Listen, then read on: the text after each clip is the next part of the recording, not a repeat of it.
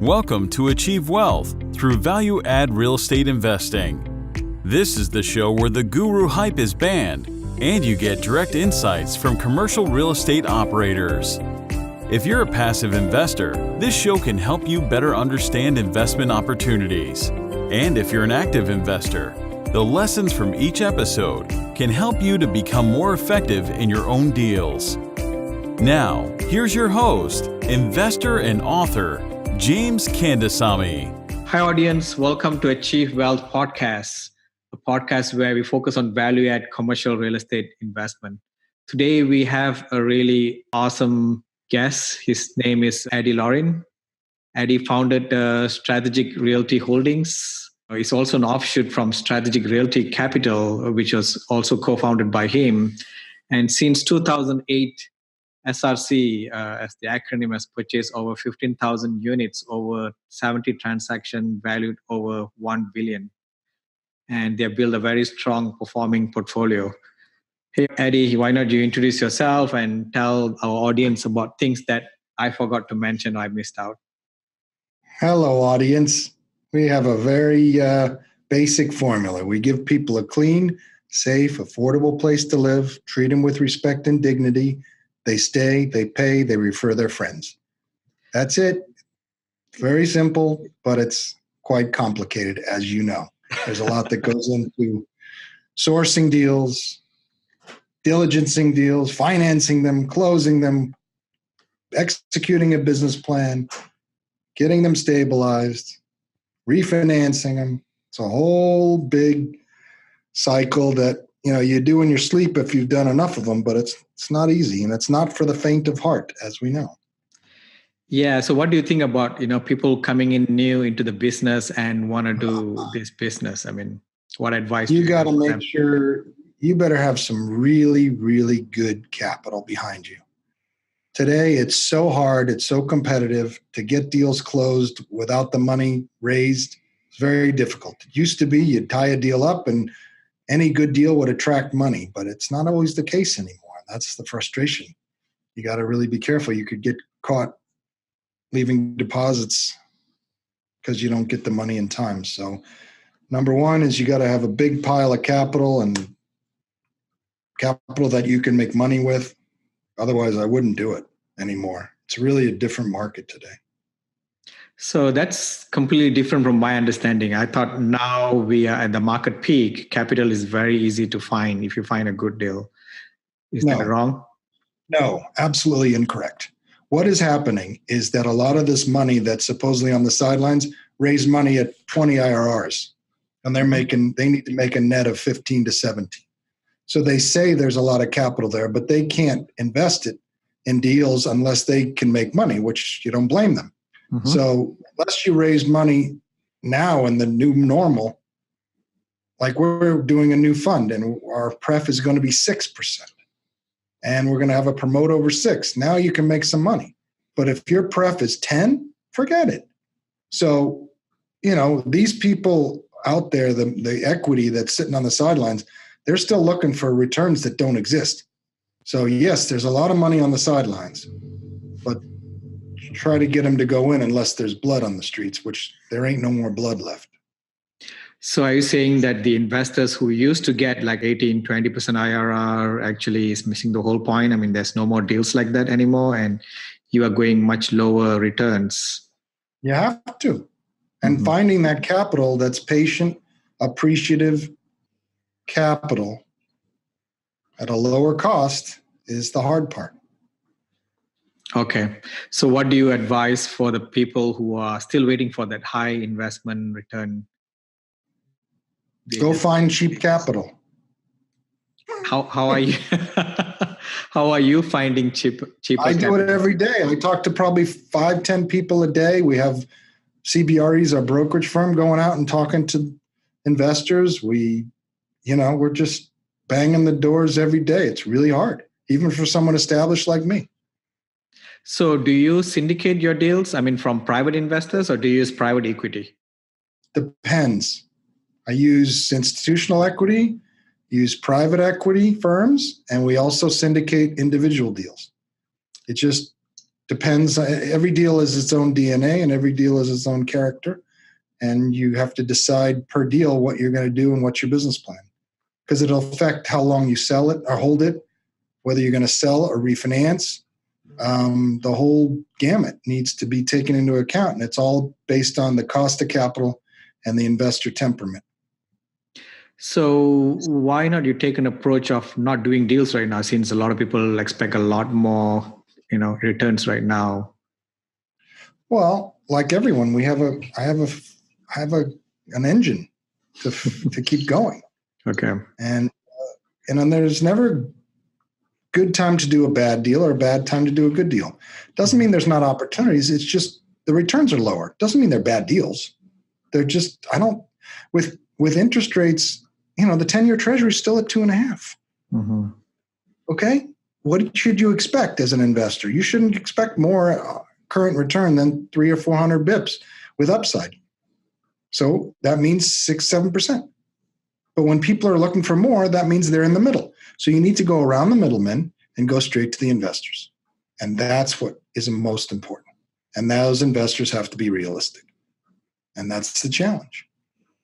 So when you talk about middlemen, you're talking about people who raise money from investors and come to you because they are taking a cut. That's right. Got it. So you're talking about the equity raises. Yeah. For me, we raise money directly from our investors. So that's great. We usually don't have a problem with the middleman taking a cut. But there are a lot of people who are doing equity raises, function nowadays, right? Which takes up. But they raise their money and it's too expensive, so they can't do deals today. And they're going to have that money lose. Their money's going to go back in a year or two. And then these investors are going to say, oh, well, I better get real, meaning the institutional investors. So let's go back to your business model, right? So you have done almost $1 billion in transactions starting 2008. Why was it starting 2008? Is it because that was the bottom you identified and you started it? Well, I worked for another company that was part of the Great Recession, and we all parted ways and scrambled and started over. That's why. Okay. But how you were daring enough to start at 2008? Because that was the time where everything was low, sentiment was low. Well, 2008 actually was still slipping. It was a falling knife. 2009 and 10 were really the bottom. And we bought and flipped houses in 2008 and 9 because the deals weren't making sense and the equity wasn't there. But eventually, our first deal in Vegas in 2010, we paid $22 a door. Wow. That's awesome. 28 a door for a property in San Antonio in your backyard. Wow. Yeah, I remember San Antonio when I was starting to buy, it was like 35 or 40 and it started growing quickly to 50, 55, right? Within 6 months. Yeah. It was crazy. That's right. Yeah. That's right. So tell me about your business model because every time I talk to you, this is the second time I'm talking to you, you are very, very passionate about giving people a good, safe housing. And that's it, right? Which is very, very important. And it's hard to find people who are passionate about that. Can you tell me about your passion, about why do you believe that's an important objective for your business? Well, I grew up very poor, and I know what it's like to not be able to rub two nickels together to figure it out. It was a treat to count out $2.12 to go to Jack in the Box. I remember those days and the humiliation associated with it. And everybody deserves a good place to live and to be with respect and dignity.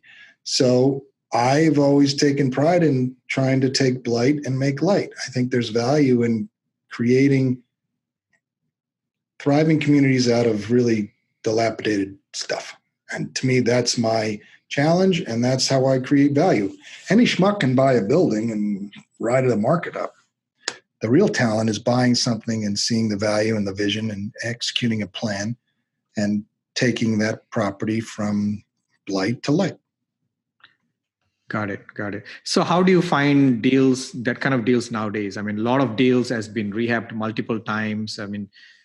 Yeah, but some of them are still owned for 30, 40 years. I'm looking at a deal in New Orleans that 37 years it's been owned by the same family. Mm-hmm. These, like I said, there's never a good time to do a bad deal or a bad time to do a good deal. Mm-hmm. You've got a nation full of a huge number of apartment complexes. And there's a ton of older owners that have bled it to death in terms of cash flow. And, there's $200-$300 in rent bumps potentially there, and it's still remaining affordable.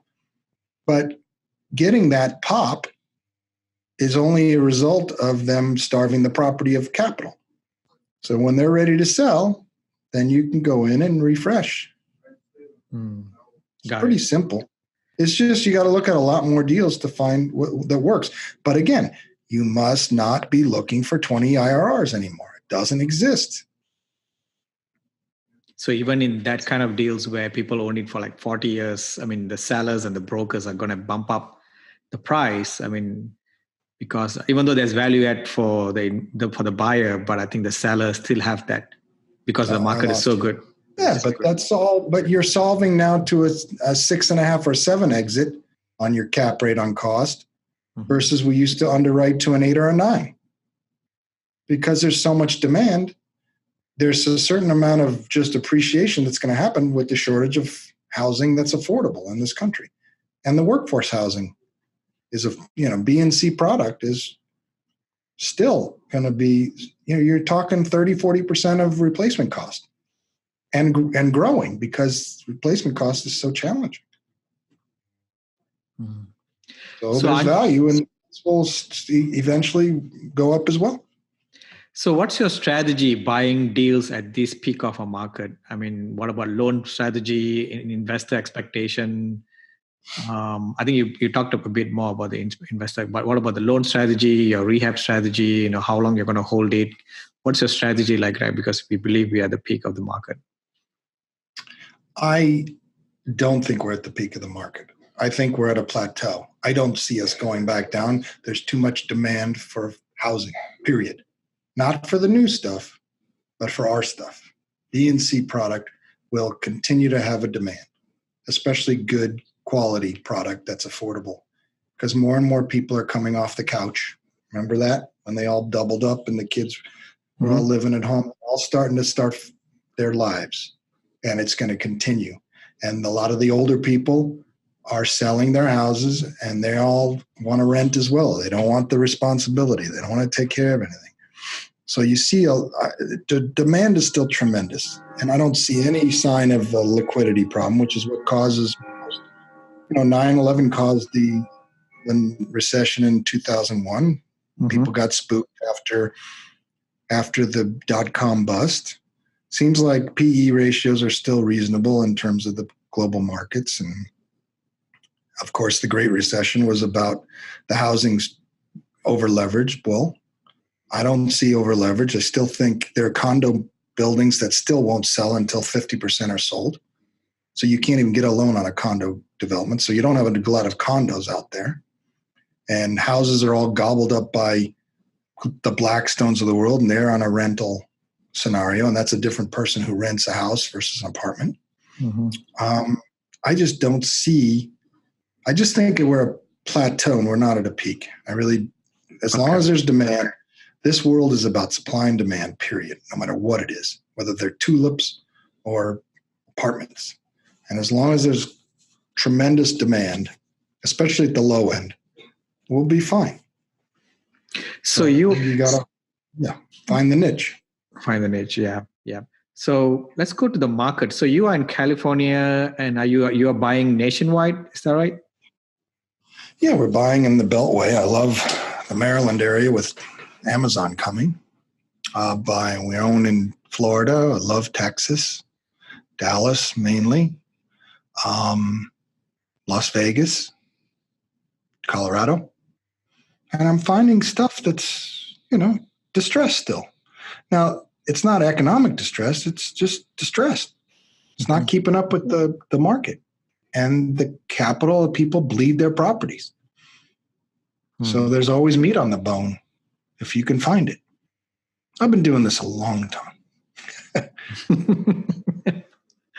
I can see that. Absolutely. I mean, there's so much of things to learn from you. So how's your team being set up right now? I'm sure you're not one person doing this whole thing.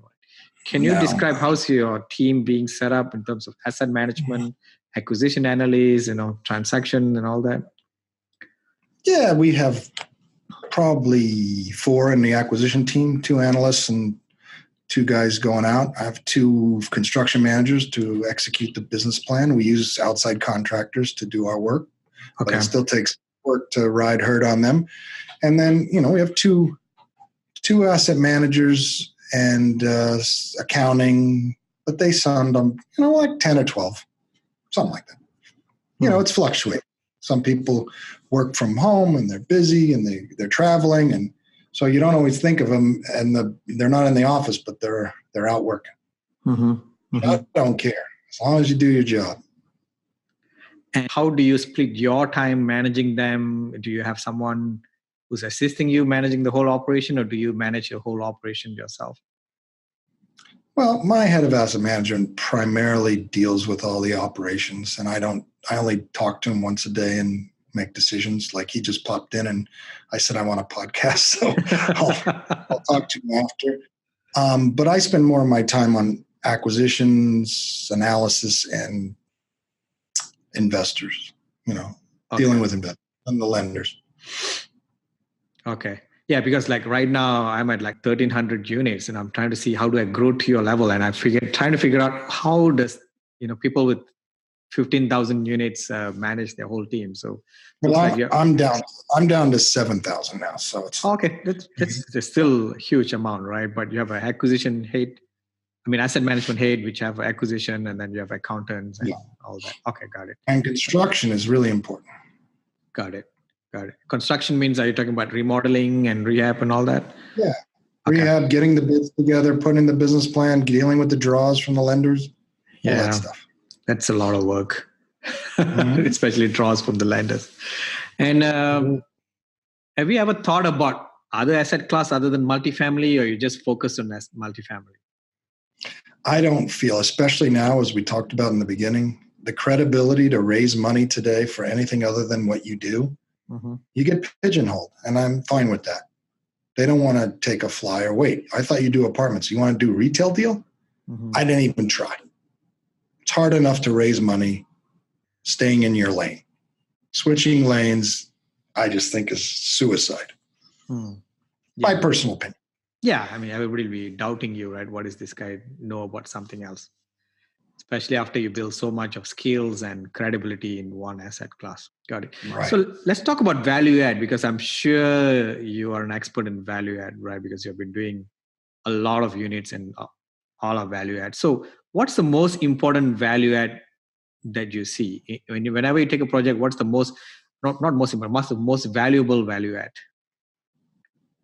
Well, it's really just whatever the marketing walk, as we call it, what do they see as they go from the leasing office, the amenities there? Is it a nice clubhouse? And then you want them to see, outdoor fitness, social areas with barbecues, outdoor kitchens, state-of-the-art fitness center, even though they'll never use it. They want to see it. They dream of using it. Honestly, they don't.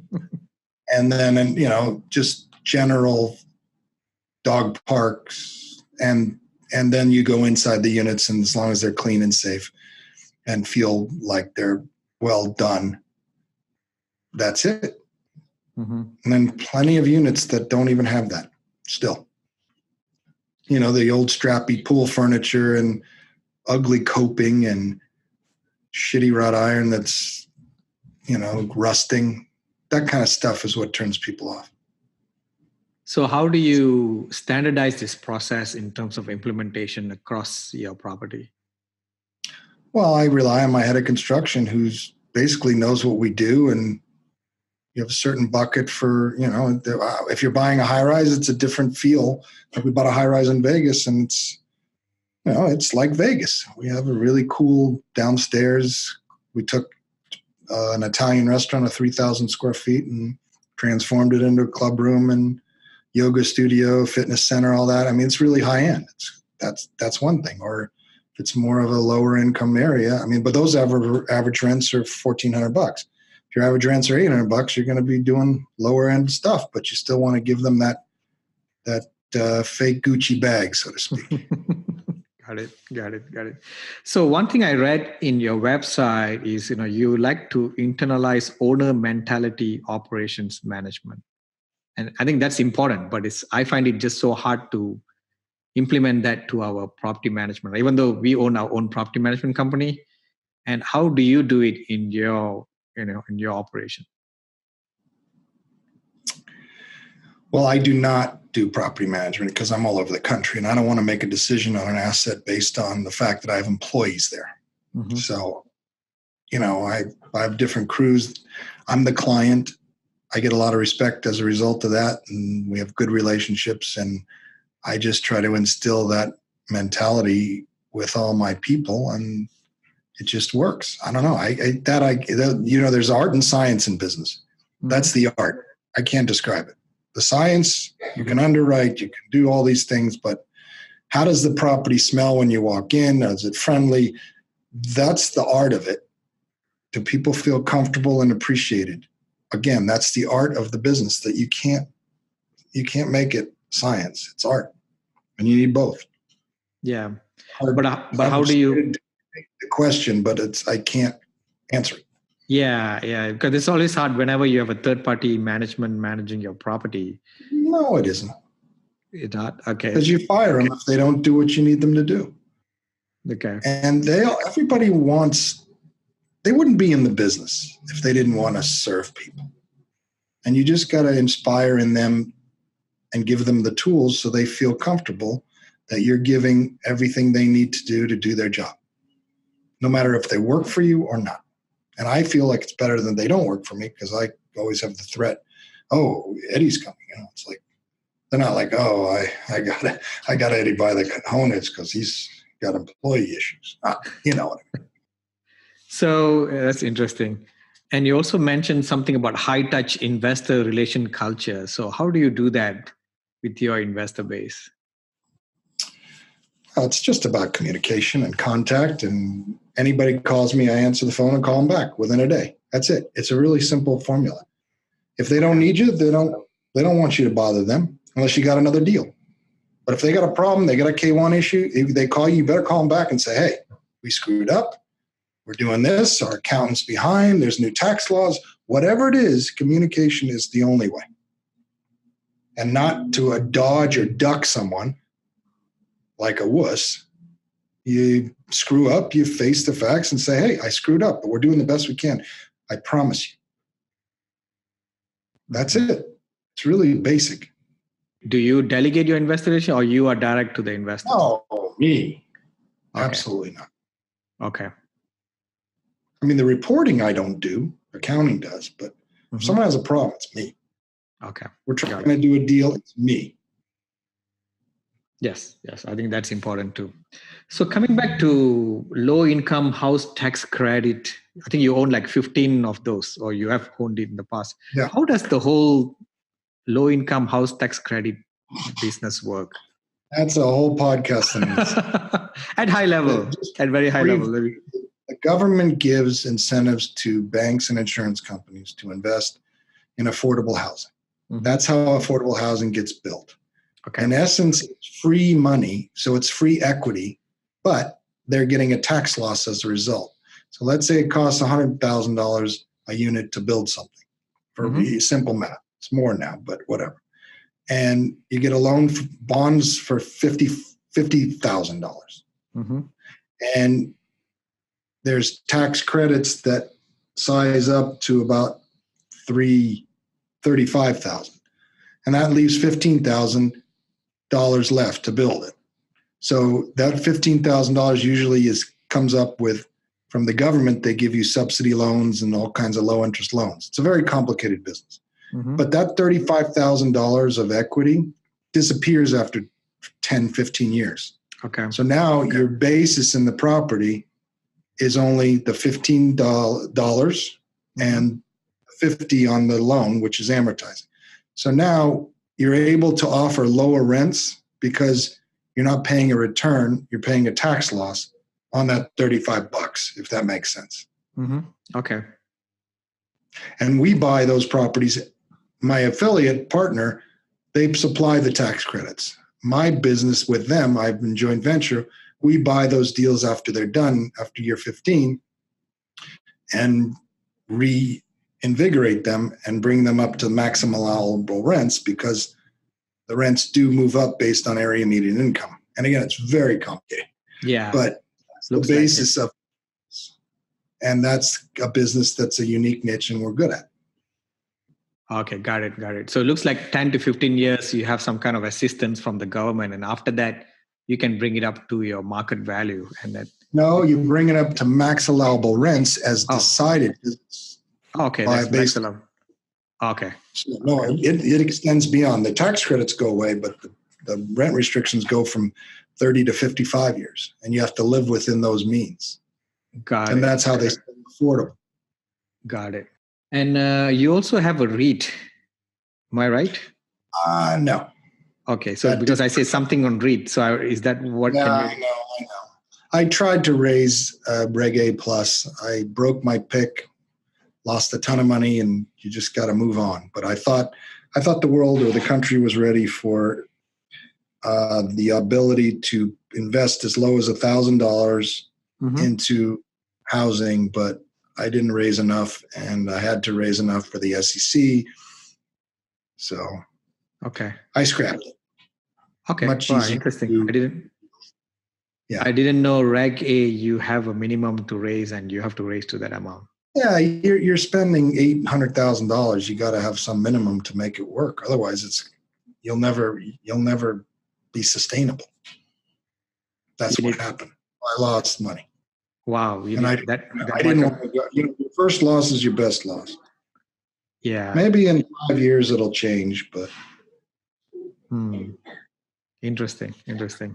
So, can you give us some advice on, what is your secret sauce to success? I mean, some of the, like 1 to 3 things. Why do you think you are successful, so that people can learn from it? Creativity, tenacity, and grit. I'm sorry to be so vague, but it's really 30 years of experience. That's the art of the business.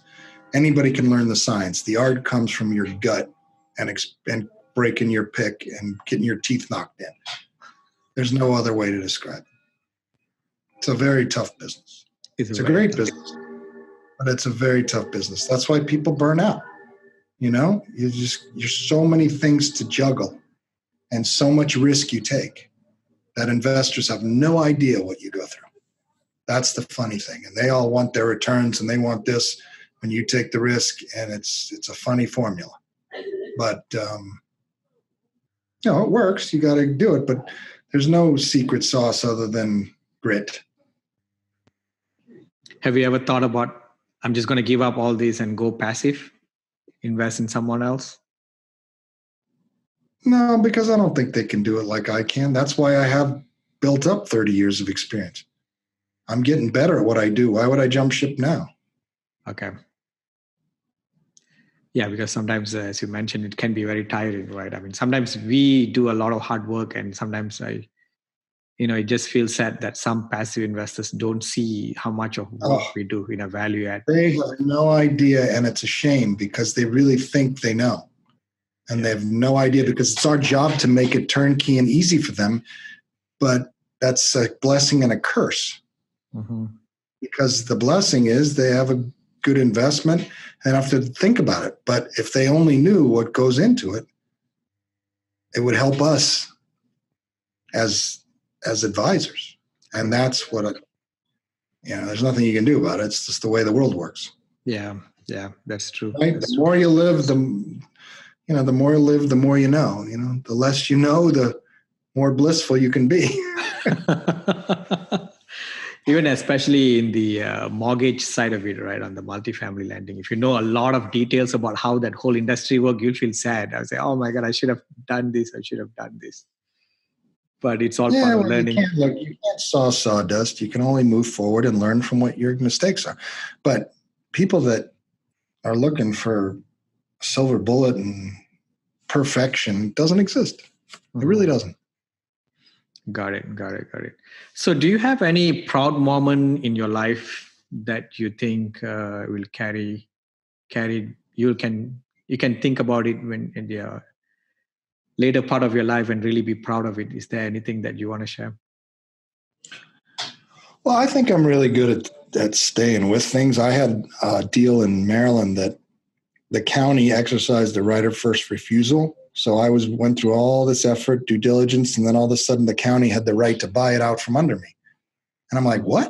Are you kidding? How, That's kidding, yeah. That really legal? And I pulled it out of my gut, and I went to fight. I hired a lawyer, and I hired some politicians to help me out. And long story short, we won the deal, and we own it today. And that's what keeps me going, is that I can win. I don't always win, but when I do win, it's glorious because I beat the system, and that's fun. Yeah, that's crazy. How can a county have the first right of refusal, right? I mean, it's the law. It's a law in some places, I guess. So what about looking at your daily habits? What do you think is some of the more important important habit that you think makes you very successful in your day-to-day life? Yeah, wake up every day and be thankful for what I have, and don't try not to compare myself to others, because everybody you look at has their own story, and you got to remind yourself, this is my story. I'm doing the best I can, and accept the crap that you're dealt. And you can fight it and piss and moan, or you can just deal with it. The day you accept reality and accept what's happening, that's where happiness comes from. Plus thankfulness and just emotionally staying positive and realistic. That's to me. And then you got to exercise, and you got to be kind to people and do the right thing. And, I'm very straightforward. I tell people like it is. Some people don't like it. I don't care. That's who I am. I'm not going to apologize for who I am. Mm-hmm. But sometimes, you got to be more politically correct. But then you look at our president and you say, really? Do you? How'd that happen? Yeah. Awesome. So last question. So can you give some 3 to 5 advice for newbies who are trying to get started in this business in multifamily rehab and value add? Number one, go to work as a property manager. Learn what it's like to collect the rent, lease an apartment, turn a unit, and deal with all the day-to-day action. Mm-hmm. That's the most important thing. If you've never run a property, you don't understand where the revenue comes from. There are people who need to be happy and pay their bills. So that's number one. Be a property manager. Be a leasing assistant. Be a marketing director at a property. Learn the business that way. Then work for someone who actually owns property, like us. Mm-hmm. And then hopefully go learn how to be a lender. Take finance courses. Do everything you can in your life to understand all aspects of the business. Then nobody can snow you. And then number 4 would be in construction. Learn how to, learn construction costs. Learn what it takes to turn a unit, what materials cost, all these things. Learn. Because most of the people that come out of school, they go straight into a big private equity company, and they don't have any clue how to turn a unit or what the essence of this business is. And that's your competitive advantage, because people can't take advantage of you because you know more than they do, and they smell it. Yeah, absolutely. Well, Eddie, it was nice and awesome having you on the podcast. Do you want to let the audience know how to get hold of you if you want people to reach out to you? Sure. I'm at strategicrh.com, Strategic Realty Holdings, Alliant Strategic, Alliant Strategic.com. We're also there too, working on opportunity zones and affordable housing and workforce housing. Always happy to be of service. This is what we have to do. We have to pay it forward. We all had help in our lives, and we have to help others. That's my goal. That's awesome. Very, very happy to have you here. And I think that's it. For audience, if you guys want to join us in Facebook, you can go to Multifamily Investors Group in Facebook and join us over there. And that's it. Thanks for being here. Thanks, Eddie. Thank you. That's it for this episode. If you'd like to learn even more, check out James's free audiobook, It's the audio version of his best-selling book on passive investing. You can get the audiobook completely free, along with other valuable resources, by visiting www.achieveinvestmentgroup.com/free audiobook. Also, be sure to join our Facebook group too. To find it, just do a Facebook search for Multifamily Investors Group. Thanks for listening. Join us again for another episode next week. See you then.